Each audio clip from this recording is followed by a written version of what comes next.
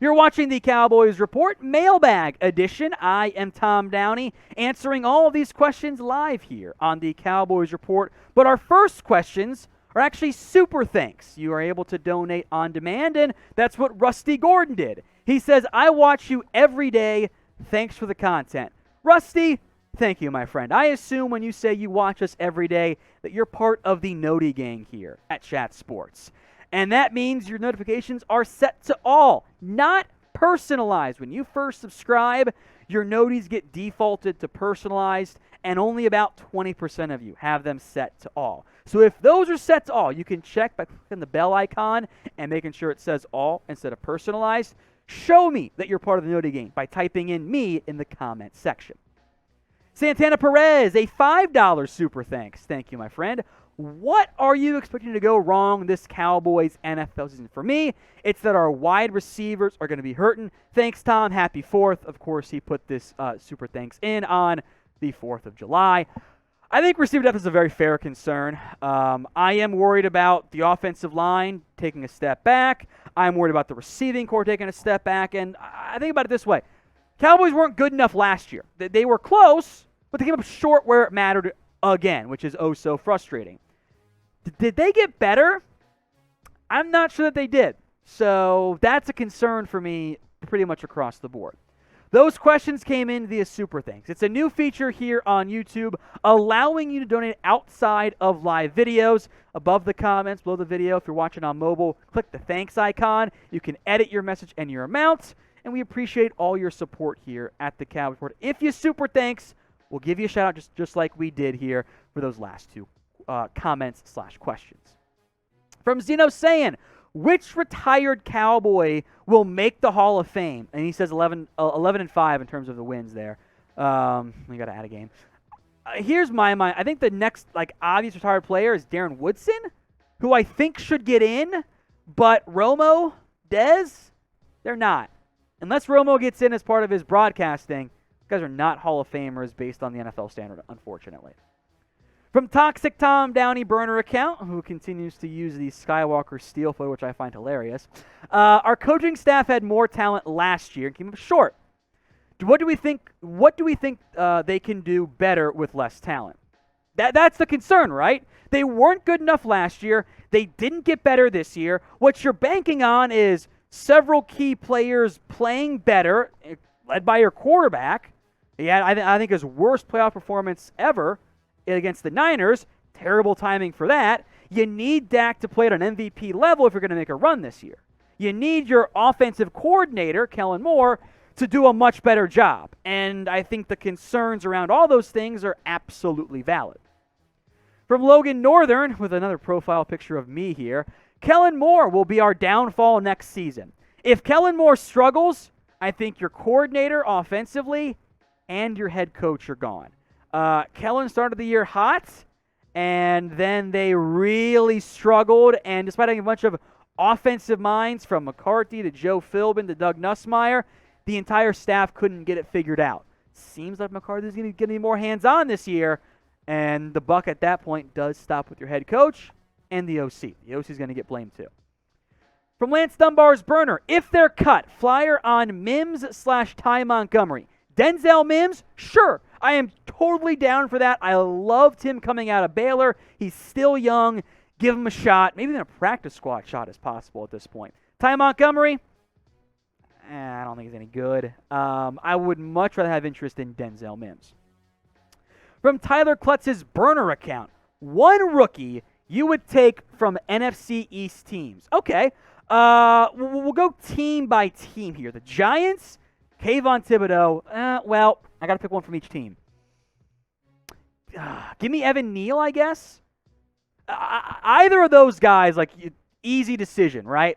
The Eagles, give me Jordan Davis, and that's kind of why I flipped to Evan Neal, because I'm like, I can take care of one defensive line spot and then offense line on the other standpoint.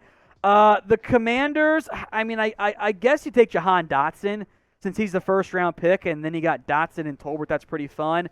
I guess if you wanted to go with Nakobe Dean for Philly, which I'm fine with, but I think I want Jordan Davis. Then I'll pass on Fidarian Mathis. And from the Commanders' standpoint, if it's not Mathis or Dotson, I don't have much interest. So final answer, Evan Neal, Jahan Dotson, and Jordan Davis. Sorry, Kayvon Thibodeau, you would have been fourth. Can I trade my Commanders pick for Tibbs? Is that fair? Can I trade both Davis and Dotson for Thibodeau? Give me Neal and Thibodeau then. From Troy Sims, saw the Diggs boys talked about playing together. When can we get Stefon to Dallas? First off, what year is it? Because we talked about this like months ago, before Diggs signed his big fat new contract with the Buffalo Bills. And that is why you should not ever get your hopes up, even beyond Cap Boy's typical MO when it comes to contract negotiations. Diggs signed that deal, and from a salary cap perspective, the Bills could trade him next year, but they're not going to. They eat a ton of dead money. It is technically plausible. I don't think, and this is basically what Stefon Diggs said in his interview, maybe in another life, or at the very, very end of his career, is when it starts to make a little bit more sense, because they're just on different paths from a contract perspective and career goals perspective with where they're at in their careers. So what do you think?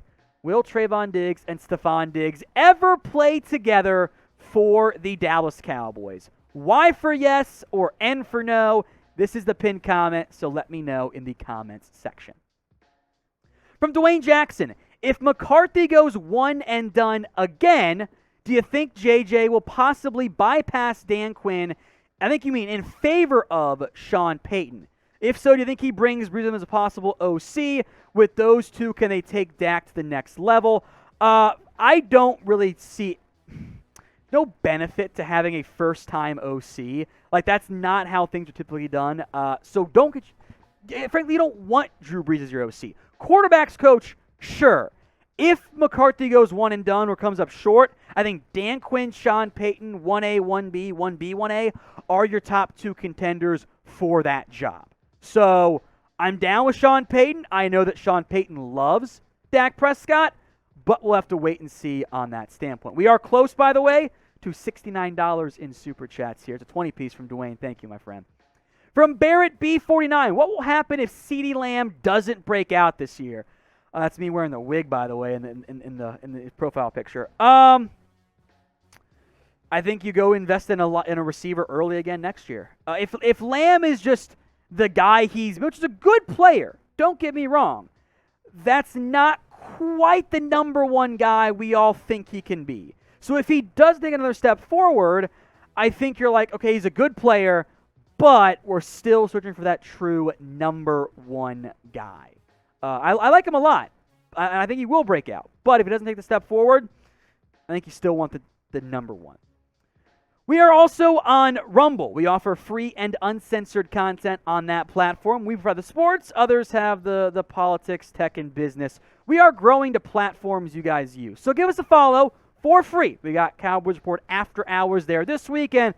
You can play the videos podcast style on your phone. Free to follow at rumble.com/CowboysTV. From Andrew Smith, Shultz is overrated because of usage from the Cowboys. Feels like a better idea to trade him. Thoughts? My number one problem with this is, who's your tight end? We banking on a fourth-round rookie in Jake Ferguson, a UDFA in Sean McEwen, a journeyman in Jeremy Sprinkle. If you don't have Shultz, you got nothing that you should actually trust at the tight end position. And look, Shultz is used heavily, but that's also because he's a good football player. I think he's an Austin Hooper caliber player. Do I want to pay him $14 million? No. But I also want to win games right now.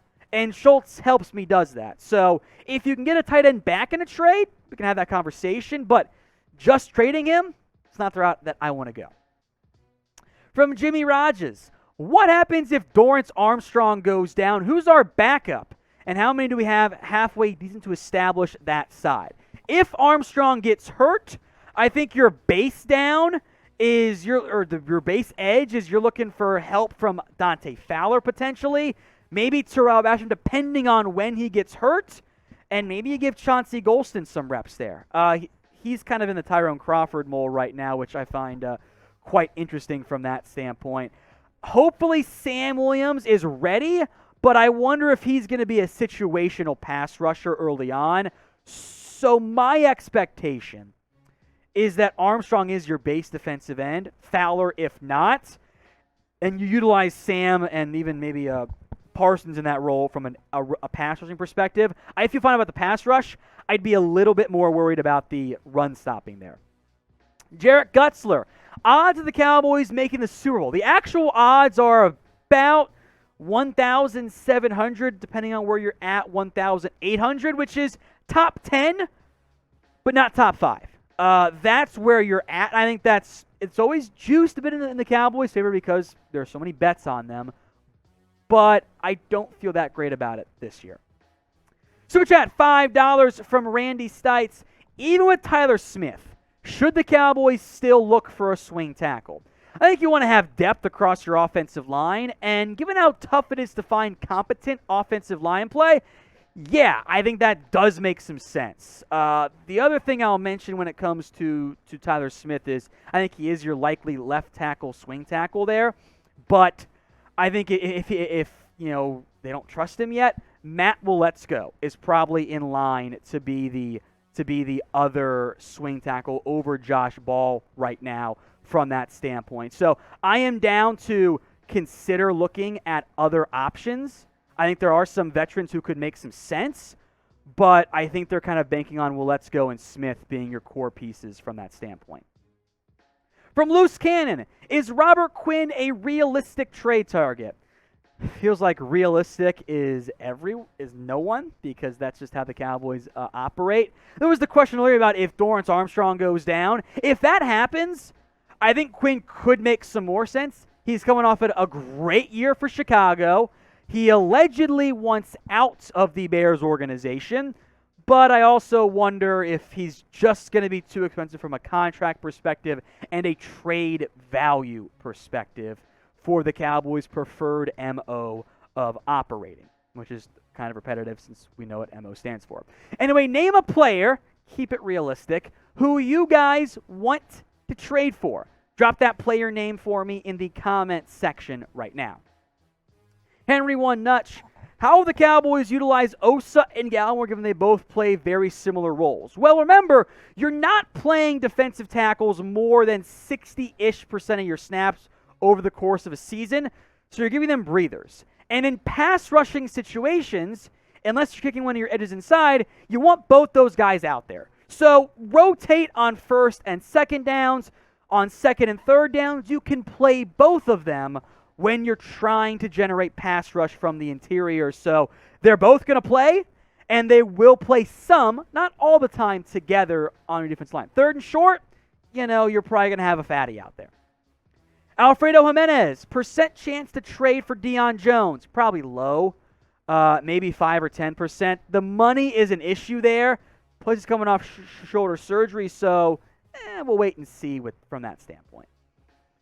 Now, if you want more Dallas Cowboys videos, you have come to the perfect spot. Follow and subscribe as well for more free Dallas Cowboys videos right here on the Cowboys Report. Simply hit that big red button and join us. And by the way, if you're watching on Rumble, hit the big green button. That way you can get our free videos on that platform as well. Join us for daily videos right here on the Cowboys Report. Another Cowboys profile picture of me. Luis Hernandez, can a Barr potential signing happen like the Hooker signing, nice emoji usage, during camp? That's when I kind of think it makes the most sense. We're a couple weeks away from camp. At this point, unless there's a drop in whatever asking price Barr has, hypothetically, I would bet the Cowboys wait. And maybe what happens is they get to camp and go, wow, we're thin. We need help here. In that scenario, I do think Barr makes sense. From Marshy Carter, what are the Cowboys going to do with Kelvin Joseph? Well, Marshy, I think they're going to give him time. I don't foresee them making a rash decision because they've gotten through the rough part, right? The Cowboys, for now, are going to stick by Kelvin Joseph and his legal issues in the offseason. They're giving him chances. They did not trust him last year, and that makes this a pivotal camp and preseason. If the Cowboys felt confident in Joseph, I bet you one of Anthony Barr or Jordan Lewis would be gone. But they're not, because Joseph is still an unknown. So how many games, make your predictions right now, do you think Kelvin Joseph will start for the Cowboys this year? Make your predictions for me right now in the comments section. From Cowboys Report by Charles in Charge, we have our best safety tandem since 03, which I kind of agree with. It's been a long time. Kearse will be a top 5 safety. Hooker's been like a first rounder finally.